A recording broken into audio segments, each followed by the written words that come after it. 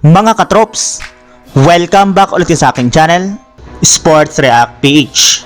At ngayon nga ay pag-uusapan natin ang pinakahuling inilabas na injury update patungkol kay LeBron James. Pag-uusapan na rin nga natin dito sa ating panibagong video, ang balitang umangat ulit nga po ngayong araw, ang Los Angeles Lakers.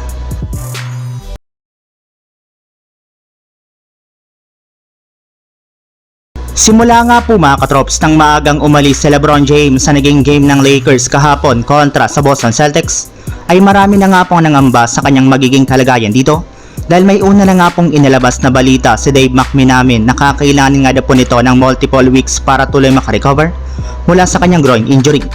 At base nga po sa ikinumpirma naman ni Shams Charania ng The Athletic, kakailanganin nga po ni LeBron James ng 1 to 2 weeks na pahinga para makarecover, since hihintayin mo na nga po nitong kumalma ang kanyang groin bago siya makapaglarong muli.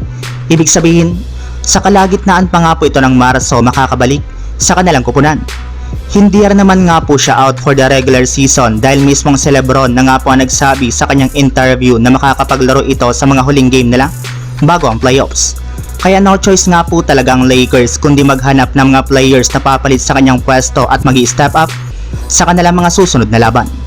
Samantala, pumunta naman tayo sa ating sunod na pag-uusapan sa balitang umangat ulit nga po ngayong araw, ang Los Angeles Lakers. Kagaya nga po ng naibalita ko sa inyo mga katrops, matapos nga po na matalo kahapon ang Lakers sa kanilang last game laban sa ating defending champions na Boston Celtics, ay bumagsak na nga po sa 40 wins at 22 losses ang kanilang record bilang katop 3 sa standings ng Western Conference. Ngunit isang araw lamang nga po mula nang matalo ang Lakers at bumagsak sa katop 3, ay nakabalik na rin naman nga po agad sila sa top 2 sa standings ng West matapos matalo ang Denver Nuggets sa unang game ng back-to-back nito kanina laban sa OKC Thunder.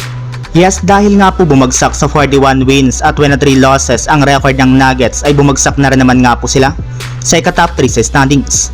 Kaya isang magandang sinyalis nga po ito na kayang-kaya ng Lakers na panatilihin ang kanilang pwesto basta't maipanalo nga po nila ang kanilang mga susunod na laban. Yes, hawak pa rin nga po ng kanilang team ang kanilang kapalaran kung ano ang mangyayari sa kanila pagdating ng playoffs.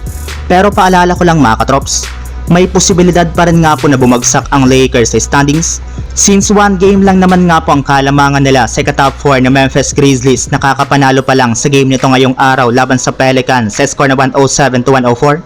Sa pangunguna nga po ni Ja Morant na nagdala dito ng 32 points at si Desmond Bane na gumawa naman ng 30 points. So yun lang mga katrops, ang handog kong story ngayong araw.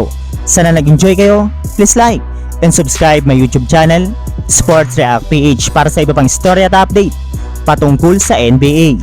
Kita-kits muli sa ating susunod na video.